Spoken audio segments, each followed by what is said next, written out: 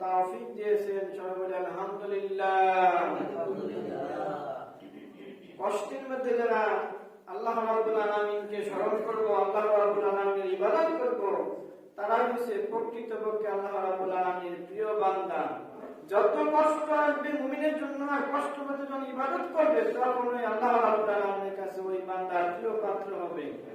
এই শীত গরম এগুলো আল্লাহ রাব্বুল আলামিন আমাদেরকে দিয়ে পরীক্ষার মধ্যে ফেলেন যে বান্দা আরামের সময় আমাকে ডাকো, আমি দেখি একটু তোমাদের কষ্ট ক্লেশ দান করে, কষ্ট ক্লেশ দিয়ে যে আমি আল্লাহ রাব্বুল আলামিনকে ভুলে যাও নাকি আমাকে স্মরণ করো। প্রচন্ড শীত থাকার কারণে দিনে দিনে মানুষ গর্ভমুখী হয়ে গেছে, কিন্তু যারা আল্লাহর প্রিয় বান্দা, যাদের হৃদয়ে পরকালের ভয় আছে, জাহান্নামের ভয় আছে, তাদেরকে কোন ধরনের প্রতিবন্ধকতা সৃষ্টি করতে পারে না আল্লাহর ইবাদত করার জন্য। আজকে যে বিষয়টার উপর আলোচনা করব সেই বিষয়টি হচ্ছে আমাদের উপরে কেন মুসিবত আসে। আমরা ঈমানদার বান্দা, আল্লাহর প্রিয় বান্দা, তারপরে আমাদের উপরে কেন মুসিবত আসবে? কারণ আমাদের উপর তো মুসিবত আসার কথা না, তারপরে কেন আসে? মহান আল্লাহ রাব্বুল আলামিন বলেন, ওয়ালাকাদ কাররামনা বানি আদম। আল্লাহ রাব্বুল আলামিন বলেন, আমি আদম জাতিকে সবচেয়ে সম্মানিত জাতি হিসেবে দুনিয়াতে প্রেরণ করেছি। আল্লাহ রাব্বুল আলামিন আমাদেরকে সম্মান দিয়েছেন, মর্যাদা দিয়েছেন। এত সম্মান এত মর্যাদা দেওয়ার পরে আল্লাহ রাব্বুল আলামিন আবার আমাদেরকে কেন বালা মুসিবত দুর্ঘটনা দিয়ে আমাদের উপরে বিপদ আপদ আমাদেরকে নাযিল করবেন? আল্লাহ রাব্বুল আলামিনের প্রিয় বান্দার গুনাহ, আদরের বান্দাগুলো যখন আল্লাহর নাফরমানি করা আরম্ভ করে দেয়, আল্লাহকে ভুলে যায়, আল্লাহর নাফরমানি করে, শয়তানের কাজের মধ্যে বেশি সময় ব্যয় করে, তারপরে আল্লাহ রাব্বুল আলামিন আমাদেরকে গজব দেন। সমাজের মধ্যে যদি আল্লাহর নাফরমানি কাজ বেশি বেড়ে যায়, শিরক বেড়ে যায়, বিদআত বেড়ে যায়, হিংসা বেড়ে যায়, সুদ ঘুষ বেড়ে যায়, পরনিন্দা চুগলখড়ি যখন বেড়ে যায়, তখন আল্লাহ রাব্বুল আলামিন তার বান্দাদেরকে জলে স্থলে কিছু বালা মুসিবত দিয়ে বান্দাদেরকে সতর্ক করেন। আর এই মুসিবত গুলা আমাদের উপরে কেন আসে? আল্লাহ রাব্বুল আলামিন বলেন, যাহারাল ফাসাদু ফিল বাররি ওয়াল বাহরি বিমা কাসাবাত আইদিন নাস। রাব্বুল আলামিন বলেন, স্থলে এবং জলে তোমাদের উপরে যত ধরনের দুর্ঘটনা দুর্যোগ আসে, বালা মুসিবত আছে, এগুলা তোমাদের হাতের কামাই করা। আল্লাহ এত আমল করে আমাদেরকে বানাইছে, আল্লাহর কি দরকার পড়ছে যে আমাদের উপরে গজব দেওয়ার? আল্লাহর কোনো দরকার নাই। আমাদেরকে এত আদর যত্ন করে আল্লাহ বানানোর পরে আমাদেরকে একমাত্র গজব দেন, একমাত্র দুর্যোগ দেন না, আমরা যেন সংশোধন হয়ে যায়। রব্বুল আলামিন বলেন, লিইউযিকাহুম বাদাল্লাযী আমিলু।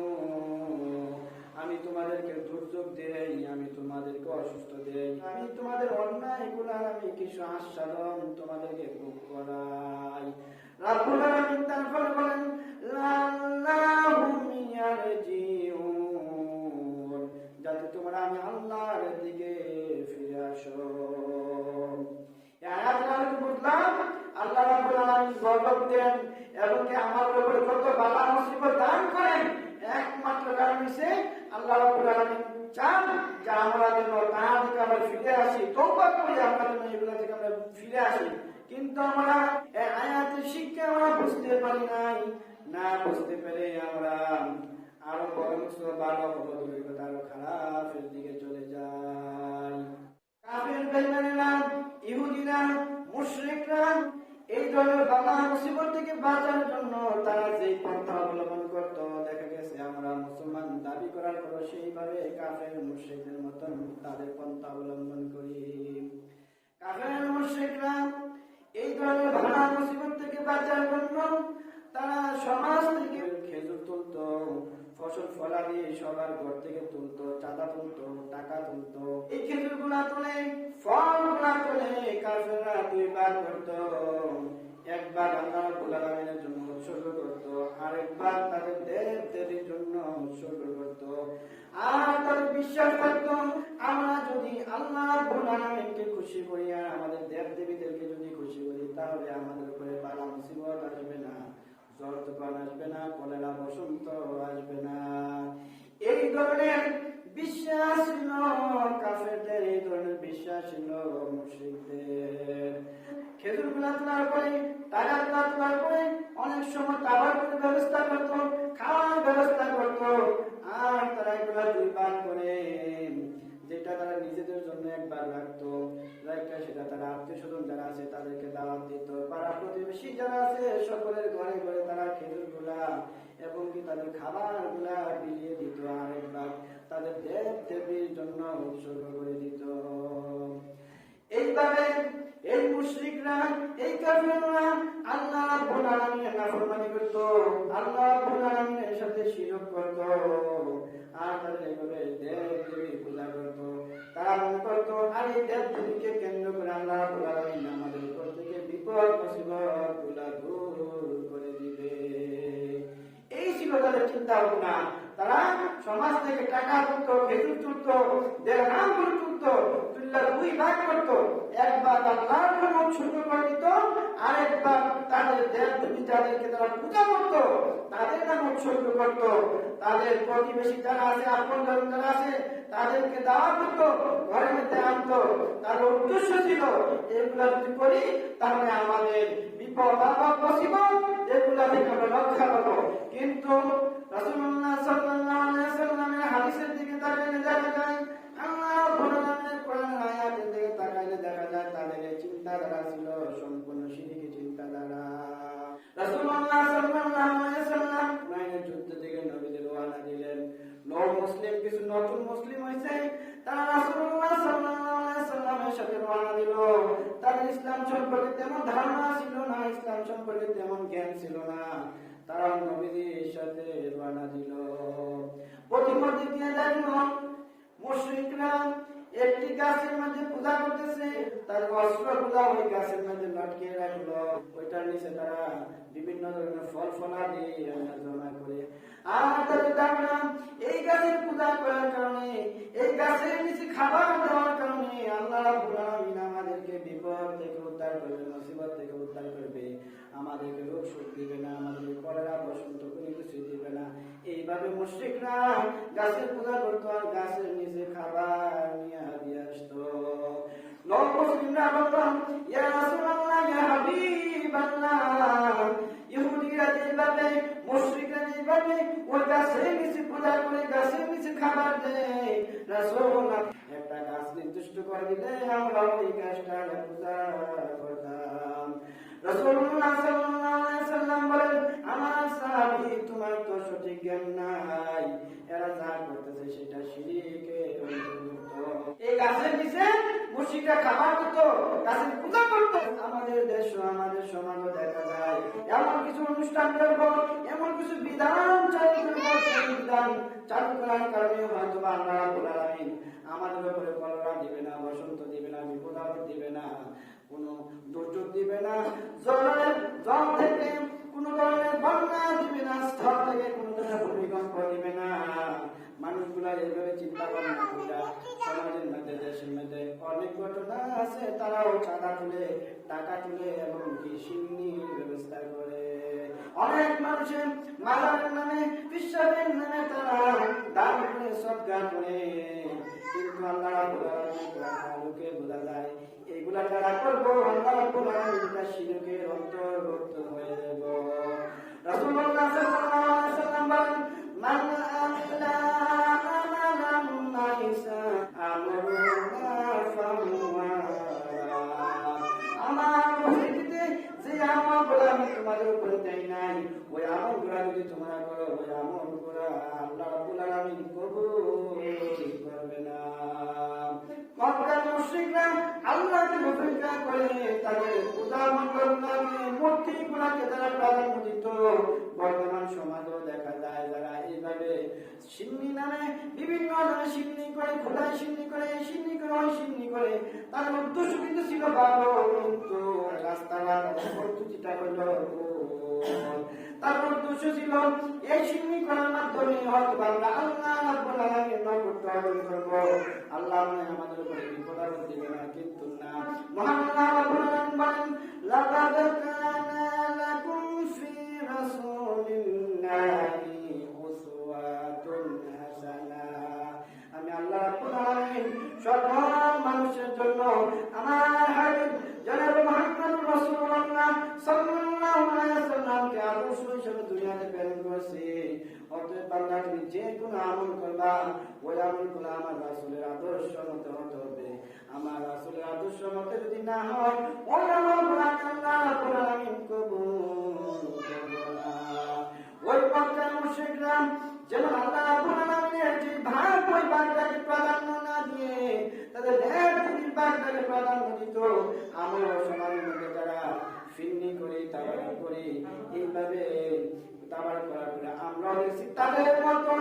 আর আমরা যারা মানুষকে সমাজের মধ্যে যে তাবারকটা বিলি করি, ওইটাতে বেশি প্রাধান্য দেই। গাছের নিচে যেটা দিয়ে আসি শয়তানকে, জিনকে, ওই খাবারটাকে আমরা এতই প্রাধান্য দিই, মানুষের পেনে ভাত না পেলে নাই, কিন্তু গাছের নিচে যে খাবারটা দেবো এটা সবার আগে দিয়ে আসি। 3 রাস্তা করে, 4 রাস্তা করে, জঙ্গলের নিচে, গাছের নিচে দিয়ে আসি। আল্লাহ রাব্বুল আলামিনের বিধানের মধ্যে, রাসূলুল্লাহ সাল্লাল্লাহু আলাইহি ওয়াসাল্লামের আদর্শের মধ্যে এই ধরনের কোনো নীতি নাই।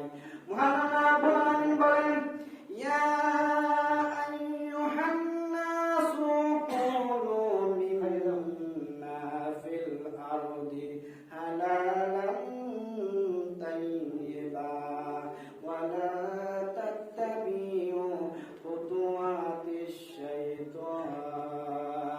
আল্লাহ রাব্বুল আলামিন বলেন, হে মানুষগণ, আমি তোমাদের জন্য জমিনের মধ্যে যেটা হালাল এবং পবিত্র খাবার নাযিল করেছি, এটা তোমাদের জন্য আমি হালাল করে দিয়েছি। অতএব তোমরা এটা থেকে খাও। আর তোমরা শয়তানের কলঙ্ক অনুসরণ করো না, কারণ শয়তান হচ্ছে তোমাদের প্রকাশ্য শত্রু। আল্লাহ রাব্বুল আলামিন বলেন, তোমরা শয়তানের কলঙ্ক অনুসরণ করো না, শয়তানের রাস্তায় তোমরা চলো না। আর আমরা কি করলাম? আল্লাহ রাব্বুল আলামিনের হুকুমকে অমান্য করে, কোরআনের আয়াতকে অমান্য করে আমরা শয়তানকে বন্ধু হিসেবে মেনে নিলাম, শয়তানের জন্য খাবার গাছের নিচে দিয়ে আসলাম। আল্লাহ রাব্বুল আলামিন বলেন, না না না না, তোমরা এইভাবে শয়তানকে বন্ধু হিসেবে মেনে নাও, আমি আল্লাহ রাব্বুল আলামিনের সাথে শিরক করার কারণে তোমাদের ঈমান চলে যাবে। আল্লাহ রাব্বুল আলামিন বলেন, আমি যেটা হারাম করেছি তোমাদেরকে কে অধিকার তোমাদের হারাম করার? আমি বলছি সব হালাল খাবার তুমি খাইবা, কিন্তু আমরা যে খাবারটা গাছের নিচে দিয়ে আসি, কোনো মানুষ এটা খাইতে চায় না। এটা খাইলে মনে করি আমাদের মনে সমস্যা হয়ে যাবে, দুর্ঘটনা হবে, রোগ হবে।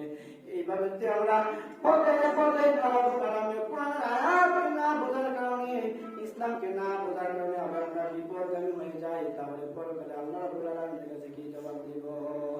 আল্লাহ রাব্বুল আলামিন বলেন, ইয়া আইয়ুহাল্লাযীনা আমানু দুখুলু ফিস সিলমি কাফা ওয়া লা তাত্তাবিউ খুতুওয়াতিশ শাইতান। আল্লাহ রাব্বুল আলামিন বলেন, হে ঈমানদাররা, হে মুমিনেরা, যারা আমার প্রতি ঈমান এনেছো, পরকালের প্রতি ঈমান এনেছো, তোমরা পরিপূর্ণভাবে ইসলামের ভিতরে তোমরা দাখিল হয়ে যাও, পরিপূর্ণভাবে ইসলামের ভিতরে প্রবেশ করো। আসা তুমিনু বিবাদিল কিতাবি ওয়া তুমিনু বিবাদিল কিতাব।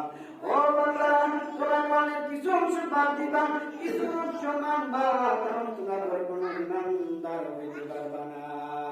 বিপদ আসলে অথবা বিপদ আসার আগে তুমি আমি আল্লাহ রাব্বুল আলামিনের কাছে সাহায্য চাইবা, আমার কাছে তওবা করবা। তোমরা আমার কাছে তওবা না করে তোমরা মন করা এমন একটা কথা সৃষ্টি করলা, কোরআনে নাই, হাদিসে নাই। এইভাবে খোদা শিরক যারা করবে, এরা আল্লাহ রাব্বুল আলামিনের কোরআনের আয়াত নামে এরা শিরক করলো, এরা বিদআত করলো। প্রথম বিদআত হবে এই জন্য তারা মনে করছে এই শিরকটা করলে মনে হয় সওয়াব হবে, কারণ এটা কোনো হাদিসে নাই, এজন্য এটা বিদাত। আর শিরিক হবে এই জন্য যে তারা এই সিনিটা করার কারণে মনে মনে ভাবতেছে এই সিনিটা খাওয়ার কারণে মনে হয় আমাদের উপরে কলেরা বসন্ত রোগ জীবাণু আসবে না, এই জন্য এটা হবে বিদাত শিরক। আল্লাহ রাব্বুল আলামিন বলেন পৃথিবীতে যত গুনাহ আছে, যত অপরাধ আছে, সবচেয়ে বড় অপরাধ হচ্ছে শিরিক করা। অতএব যারা এইভাবে খোদার শিরকের সাথে জড়িত, খোদার শিরকের জন্য টাকা দিচ্ছে, পয়সা দিচ্ছে, পরামর্শ দিচ্ছে, তারা যদি কোরআনের আয়াতগুলো বোঝে, হাদিসগুলো বোঝে, তাহলে তারা আজকে মসজিদ থেকে মনে মনে আল্লাহর কোরআনের কাছে তওবা করবে। রাব্বুল আলামিন সমাজে অনেক আগে থেকে দেখা ছিল, আমি বুঝতে পারি না, আমি জানতে পারি নাই, দাদারা করে আসছে, বাবারা করে আসছে, আজকে কোরআনের আয়াতকে আমি জানলাম এটা নাকি শিরক। আল্লাহ কোরআন তোমার নাম তো গাফফার, ওই গাফফার নামের খাতিরে আমাকে ক্ষমা করে দাও। রাসূলুল্লাহ সাল্লাল্লাহু আলাইহি ওয়াসাল্লাম দুনিয়াতে আসার পরে কোরআনের দাওয়াত দেওয়ার পরে, হাদিসের দাওয়াত দেওয়ার পরে অনেক কাফেররা তারপর কেন ইসলাম গ্রহণ করলো না? একমাত্র গ্রহণ করছিল এই জন্য যে আমি যদি ইসলাম গ্রহণ করি তাহলে আমার বাপ দাদারা যা করে গেছে ওগুলা ছেড়ে দিতে হবে। বাপ দাদার কথা ইসলাম চলে না, ইসলাম চলবো কোরআনের মধ্যে, ইসলাম চলবো হাদিসের মধ্যে, ইসলাম চলবো রাসূল সাল্লাল্লাহু আলাইহি ওয়াসাল্লামের আদর্শের মধ্যে। মহান আল্লাহ রাব্বুল আলামিন বলেন ইত্তাবিউ মা উনজিলা ইলাইকুম মির রাব্বিকুম ওয়া লা তাত্তাবিউ মিন দুনিহি আউলিয়া। আল্লাহ রাব্বুল আলামিন বলেন আমি আল্লাহ রাব্বুল আলামিনের পক্ষ থেকে তোমার রাসূলের উপরে যেটা নাযিল হয়েছে ওইটা অনুসরণ করো, তার ব্যতীত দুনিয়ার কোনো মানুষের কথা অনুসরণ করো না, মানুষের কথা তোমরা ইসলাম মানিও না। এইভাবে আমরা ইসলামের ভিতরে আসতে হবে। আমাদের সমাজে, আমাদের দেশে যেটা কোরআন বিরোধী কাজ, ইসলাম বিরোধী কাজ অবশ্যই বন্ধ করতে হবে।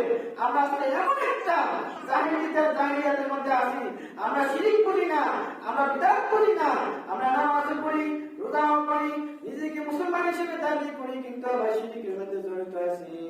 হায় হায়, এইভাবে এই ইমান দিয়ে আমল দিয়ে কখনো আপনারা পরকালে নাজাত পাওয়ার সুযোগ পাবেন না। আবার দেখা যায় সমাজে কেউ শিরিক করে, সমাজে কেউ বিদআত করে, কেউ আছে বাধা দেয়, আবার কেউ আছে বাধা দেয় না। আল্লাহ রাব্বুল আলামিনের রাসূল সাল্লাল্লাহু আলাইহি ওয়াসাল্লাম বলেন বাল্লিগু আন্নী ওয়ালাউ আয়াত। তোমার কাছে যদি আয়াত, কোরআনের একটা আয়াত আছে অথবা নবীজির একটা হাদিস আছে, ওইটা যদি কাছে প্রচলন করতে হবে। আমরা এত অন্যায় করি, এত অপরাধ করি, তারপর আল্লাহ রাব্বুল আলামিন আমাদের উপরে গজব দেন না। তার একমাত্র কারণ হচ্ছে রাসূলুল্লাহ সাল্লাল্লাহু আলাইহি ওয়াসাল্লাম বললেন রব্বুল আলামিন আমার উম্মত শেষ জমানার উম্মত, আল্লাহ গো শিরিক করার পর, বিদআত করার পর তুমি তাদেরকে গজব দিয়ে দুনিয়া থেকে ধ্বংস করে দিও না, তাদেরকে তওবা করার একটা সুযোগ দিয়া দিও। রাসূলুল্লাহ সাল্লাল্লাহু আলাইহি ওয়াসাল্লামের আগে যত নবী আসিল, ওই নবীদের উম্মত গণকে উৎসাহিত বর্ণনা করতে আল্লাহ রাব্বুল আলামিন তাদেরকে গজব দিয়ে দুনিয়া থেকে বিদায় করে দিতেন। দাউদ আলাইহিস সালামের জামানায় ওই সময় মাছ ধরে তার জীবিকা অন্বেষণ করত। আল্লাহ রাব্বুল আলামিন বললেন ও দাউদের লোকেরা, ও দাউদের সম্প্রদায় না, তোমরা শনিবারে মাছ ধরবে না, শনিবারে তোমাদের জন্য মাছ ধরা আমি নিষিদ্ধ করে দিলাম। ওই সময় লোকেরা শনিবারে মাছ ধরত না, রবিবারে মাছ ধরত, অন্যান্য দিন মাছ ধরত। আল্লাহ রাব্বুল আলামিনের হুকুমকে অমান্য করে ব্যক্তি শনিবারে করলো কি, নদীর পাশে একটা গর্ত করলো, গর্ত করার ফলে রাত্রেবেলা অনেকগুলো মাছ আসলো, আশা করে সে করলো কি রবিবারে ধরলো, সে কি করলো, কৌশল করলো, আল্লাহ বলছে শনিবার মাছ ধরতাম না, ঠিক আছে আমি শনিবার মাছ ধরবো না, কিন্তু আমি এমন একটা গর্ত করছি শনিবারে মধ্যে আধার দিন মাছগুলো ধরতে থাকে, তখন আমি রবিবারে ধরবো। এইরকম একটা ফোন দেওয়ার পর কৌশল আরম্ভ করলো। এখন কিছু মানুষের দেখলো তার ঘর থেকে মাছের রান্নার গ্রাম আসতেছে, তখন অনেক লোকের আনন্দ, এই তোমার ঘরে মাছ রান্নার গ্রাম শুনতেছি, মাছের গ্রাম আমরা কিভাবে পাইলাম? ওই লোক বলতেছে আমি তো শনিবারে মাছ ধরি নাই, আমি রবিবারে ধরছি। তখন সবাই বলে তারা কিভাবে, রবিবারে তো মাছ বাসে না। ওই সময় শনিবারে মাছগুলো বেশি করে বাসত, তখন উনি করলেন কৌশল করলো করলো, তারা কি করলো, ওরা সেভাবে মাছগুলাকে একটা গর্তের মধ্যে নিয়ে আটকে রাখতো। তখন ওনার এই ঘটনা থেকে আরো কিছু মানুষ করলো কি, তাহলে আমরা আরেকটা বলতে করি, আমরা কারণ কি শনিবারে যখন মাছগুলো মাছগুলো পানির উপরে ভেসে উঠবো, তখন আমরা জাল দিয়ে বন্দি করে রাখবো, শনিবারে ধরবো না, রবিবারে মাছগুলা ধরবো। তো তারা আবার একটা কৌশল করলো, তারা গল্প করছে না, তারা জাল দিয়ে শনিবারে মাছগুলো আটকে রাখে, রবিবারে মাছগুলা ধরে। এইভাবে তারা আল্লাহ রাব্বুল আলামিনের হুকুমকে অমান্য করলো, আল্লাহর আদেশকে অমান্য করলো কৌশলে। কিছু ভালো মানুষ আছে, তারা বলতেছে ও লোকেরা, আল্লাহ রাব্বুল আলামিন বলছে শনিবারে মাছ না ধরতে পারে, মাছগুলো আটকে রাখছো, এটা তো ঠিক হলো না। তখন কিছু লোক বাধা দিল, আবার আরেকজন লোক হইলো, আরেকজন বলতেছে তুমি তাদেরকে বাধা দাও কেন, কারণ সে তো শনিবারে করতেছে না, সে তো রবিবারে করতেছে। আসলে কিন্তু যে এই যে তিনটা বললো, একজন হলো শনিবারে মাছ আটকে রাখে, রবিবারে করে, আরেকজন হচ্ছে বাধা দিচ্ছে যে আল্লাহর হুকুম অমান্য করতেছে, আর তৃতীয় ব্যক্তি বলতেছে যারা বাধা দিতেছে তাদেরকে বলতেছে তুমি কেন তাদেরকে বাধা দাও, তারা তো শনিবারে মাছ ধরে না, রবিবারে ধরে, শনিবারে বন্ধ করে রাখে, আটকে রাখে। তারা বলতেছে না শনিবারে যদিও মাছ আটকে রাখে, কিন্তু এরাও আল্লাহর হুকুমের অবাধ্যতা।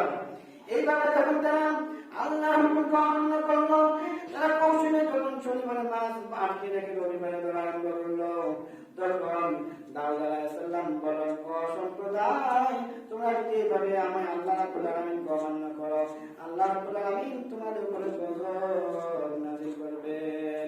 তখন তারা কি করলো, যারা বাধা দিল, তখন যারা মাছ ধরে তারা তাদের সমাজ থেকে আলাদা করে দিল, তাদের শহরের মধ্যে একটা দেয়াল তুললো, একটা প্রাচীর তৈরি করলো, যে তোমরা আমরা মাছ ধরি, মাছ ধরার জন্য তোমরা বাধা দাও, এই জন্য তোমাদেরকে আমাদের সমাজে চলতে দেবো না, তোমাদেরকে আলাদা সমাজ করে দেবো। আজকে দেখা যাচ্ছে যারা এইভাবে খোদাই শিবির বিরুদ্ধে কথা বলে, বিরাটের বিরুদ্ধে কথা বলে, শিরিকের বিরুদ্ধে কথা বলে, মাদার বিরুদ্ধে কথা বলে, বন্ধ পীরের বিরুদ্ধে কথা বলে, কিন্তু সমাজের মানুষ আছে তাদের থেকে চলাফেরা আলাদা করে দেয়। ওই সময় তারা প্রাচীর তৈরি করলো, প্রাচীর তৈরি করে এইভাবে মানুষগুলো আলাদা করে দিল, আমাদের সমাজের সাথে তোমাদের কোনো যোগাযোগ নাই। এইভাবে তারা একটা প্রাচীর তৈরি করলাম, তখন তারা দুইটা দরজা বানালো, দুইটা ফটক তৈরি করলো। এক ফটক দিয়া যারা মাছ ধরতে বাধা দানকারী তারা এক সময় আসবো, এই দরজা আসবো। আরেকটা দরজা তৈরি করছে যারা মাছ ধরে, এমনকি তাদের ফটকে যারা সমর্থন করছে তারা ওই দরজাটা আসা যাওয়া করে। এইভাবে যারা আল্লাহর হুকুমকে অমান্য করে মাছ ধরে আরম্ভ করলো, মাছ বিক্রি করে আরম্ভ করলো, আল্লাহ রাব্বুল আলামিন আর সহ্য করলেন না। একদিন রাত্রিবেলা তারা ঘুমায় রয়েছেন, ঘুমায় থাকার পরে ওই যারা সমাজ থেকে তাদেরকে বিচ্ছিন্ন করে দিয়েছিল তারা ঘুম থেকে জাগলো, ঘুম থেকে জেগে তারা দেখলাম অনেক বেলা হয়ে গেছে, কিন্তু ওই যারা মাছ ধরে খায় তারা এখনো তো জাগে নাই। তার কারণ কি, তখন তারা উঠে তাদের দরজার সামনে দেওয়ার দরজার ফটকের মধ্যে আওয়াজ করলো, আওয়াজ করার পরে দেখা যায় না, তারা এখন তো জাগছে না। তখন তারা বললো এমন হলো কেন, এমন তো হওয়ার কথা না, বেলা তো অনেক হয়ে গেছে, তারা তো ঘুম থেকে জাগার কথা। যারা মাছ ধরতে বাধা দিয়েছিল তারা করলো কি, বাড়ি থেকে মই আনলো, সকম আনলো, মই দিয়া সকম দিয়া এভাবে প্রাচীর উপরে উঠলো, দালানের উপরে উঠলো, দালানের উপরে উঠে তারা টপে নিচে নামলো। নিচে নামার পরে সামনে গিয়ে দেখে ওই যারা মাছ ধরতো, এমনকি যারা মাছ ধরতে সমর্থ করছিল, আল্লাহ রাব্বুল আলামিন যারা যুবক ছিল তাদেরকে সবাইকে বানর বানিয়ে রাখছিল, নাউযুবিল্লাহ। আর যারা মুরব্বি ছিল তাদেরকে আল্লাহ রাব্বুল আলামিন সুর বানিয়ে রাখছে, এমনকি সবার পেছনে লেজ দিয়ে রাখছে। যখনই মাছ ধরতে বাধা দানকারী তাদের দেওয়ালের ভিতরে গেল, সবগুলা সুর আর বানরগুলা তাদের পায়ের সামনে আসলো। পায়ের সামনে আসার পরে তখন তারা বলতেছে ও আল্লাহ বান্দা, আমরা কি তোমাদেরকে বাধা দিয়েছিলাম না? শনিবারের মাছ ধরার জন্য তোমাদেরকে তো বাধা দিয়েছিলাম, তোমরা কৌশলে শনিবারের মাছ ধরছো। আল্লাহ রাব্বুল আলামিন তোমরা যেমন কৌশলী, আল্লাহ রাব্বুল আলামিন তোমাদের চাই বড় কৌশলী, আল্লাহ রাব্বুল আলামিন তোমাদেরকে শুকর আর বানর বানিয়ে দিল। তখন আল্লাহ রাব্বুল আলামিন গজব যদি একবার আসে যায়, ওই গজব থেকে আর কেউ পার যেতে পারে না। যারা আল্লাহর আইনকে, আল্লাহর হুকুমকে অমান্য করে শনিবারের মাছ ধরে বকন করতো, খাইতো, আল্লাহ রাব্বুল আলামিন তাদেরকে শুকর আর বানর বানিয়ে দিলেন। ওই লোকগুলা তাদের নাক দ্বারা 3 দিন পর্যন্ত নাক দ্বারা মাটির মধ্যে বসতে বসতে বসতে বসতে তারা দুনিয়া থেকে বিদায় হয়ে গেল। তারা এইভাবে আল্লাহর হুকুমকে অমান্য করার কারণে আল্লাহ রাব্বুল আলামিন তাদেরকে এমন গজব দিলেন। আর এখানে কারা কারা গজবের মধ্যে নিপতিত হলো না? যারা মাছ ধরার মধ্যে বাধা দিছে। আর দুই তো এখানে গজবের মধ্যে নিপতিত হয়েছে কারা? যারা শনিবারে মাছ ধরে রাখতো, বন্দি করে রাখতো, রবিবার করতো, আর যারা তাদেরকে সমর্থ দিছে। তেমনি ভাবে সমাজের মধ্যে শিরিক হয়ে বেদাত হয়ে যারা চুপ হয়ে থাকে, সমর্থন করে, তারা মৌন সমর্থন করে, আমি তো খোদা শ্রেণীর মধ্যে টাকা দিছি না, আমি তো খোদা শ্রেণীর কোনো পক্ষে নাই, আমি ভালো আছি, না না না, সে হচ্ছে মুনাফিকি করছে। তার ক্ষমতা ছিল হাত দিয়ে বাধা দেওয়া, তার ক্ষমতা ছিল জবাব দিয়ে বাধা দেওয়া, হাত দিয়ে বাধা দেয় নাই, জবাব দিয়ে বাধা দেয় নাই। ওই ব্যক্তি চুপে চুপে বসে আছে যে আমি তো এর মধ্যে গেছি না, আসলে তার ছেলে গেছে, তার বাড়ি গেছে, তাদেরকে ফিরাই নাই। আল্লাহ রাব্বুল আলামিন বলেন, ইয়া আইয়ুহাল্লাযীনা আমানু কু আনফুসাকুম ওয়া আহলিকুম নারা। তোমার সন্তান এই শিরকের পক্ষে চাঁদা তুলে, তোমার সন্তান এই শিরকের পক্ষে চাঁদা তুলে তোমার বাড়িতে তাদেরকে তুমি ফেরাও নাই, তুমি একাই জাহান্নাম থেকে বাঁচতে চাও, না না তুমি বাঁচতে পারবে না। তোমার যতটুকু সামর্থ্য আছে ওই সামর্থ্য অনুযায়ী তুমি তাদেরকে বাধা দেওয়ার দরকার ছিল। আল্লাহ রাব্বুল আলামিন হাসরের মাঠে সকল মানুষের বিচার করবেন, তার মধ্যে একটা প্রশ্ন থাকবে। রাব্বুল আলামিন বলবেন, বান্দা আমি তোমাকে সম্পদ দিয়েছিলাম, টাকা দিয়েছিলাম, পয়সা দিয়েছিলাম, ওই কাজে ওই টাকাগুলা সম্পদগুলা কোন রাস্তায় ব্যয় করছো? যখন আপনার সম্পদ কোন শিরকের কাজে যাবে, আপনার সম্পদ যদি বিদাতের কাজে লেগে থাকে, তাহলে আপনি কিন্তু ওইদিন পার পাইতে পারবেন না। আমি আবারও বলি, হকের কথা থাকবে, হকের কথা কোনদিন মিঠা লাগবে না। যখন এর বিপক্ষে কথা বলবো, এটা শিরক, এটা বিদআত, এটা আকীদার বক্তব্য আপনাদের কাছে খারাপ লাগলো। আপনারা যদি পরিপূর্ণ ঈমানদার হতে চান, তাহলে আপনারা বলবেন সামি'না ওয়া আতা'না। আমরা কোরআনের কথা শুনলাম এবং সাথে সাথে মানলাম।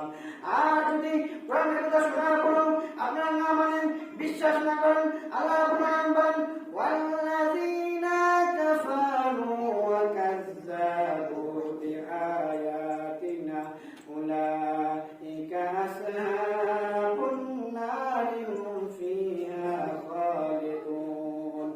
আর যারা আমার কোরআনকে অমান্য করলো, আমার কোরআনের আয়াতকে মিথ্যা মনে করলো, আর আমার কোরআনকে তারা বিদ্যা করে দেখিয়ে আমার কোরআনকে মানলো না, তারা চিরদিন জাহান্নামের মধ্যে থাকবে।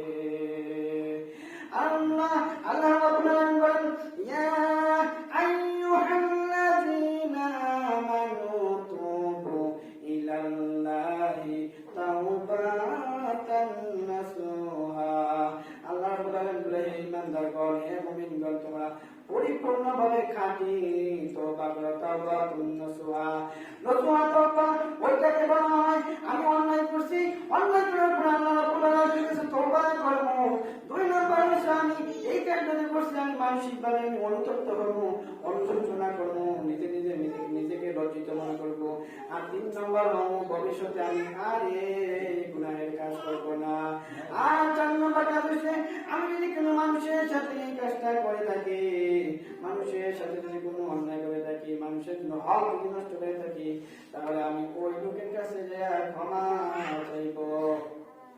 এইভাবে যদি আমরা অন্যায় থেকে ফিরে আসি, আমরা যদি কোরআনের দিকে আসি, হাদিসের দিকে আসি, বাপদাদা কি করলো, দাদারা কি করলো, পূর্ব আমলের তারা কি করলো, ওইগুলো আমার আমলের আনার কোনো সুযোগ নাই যদি আমরা মুসলমান দাবি করি। কারণ রাব্বুল আলামিন বলছেন, কুল ইন্না সলাতি ওয়া নুসুকি ওয়া মাহইয়ায়া ওয়া মামাতি লিল্লাহি রাব্বিল আলামিন। আল্লাহ রাব্বুল আলামিন বলেন, তুমি বলো আমার নামাজ, আমার কুরবানি, আমার জীবন, আমার মরণ সবকিছু আমার আল্লাহ রাব্বুল আলামিনের জন্য। আমার বেঁচে থাকা, আমার মরণ, আমার জীবনের সবকিছু আল্লাহর জন্য। অতএব আমি যা করবো আল্লাহ রাব্বুল আলামিনের জন্য করতে হবে। দুনিয়ার কোনো মানুষের কথা ইসলাম মানা যাবে না। দুনিয়ার মানুষের কথা কখন ইসলাম মানা যাবে?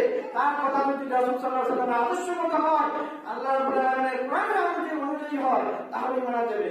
আমি প্রায় সময় কিছু আলোচনা করবো, যে আলোচনাগুলো আপনাদের বিপক্ষে যেতে পারে, কারণ এগুলোর সাথে আপনাদের চরিত্র কোরআন হাদিসের সাথে মিলে না।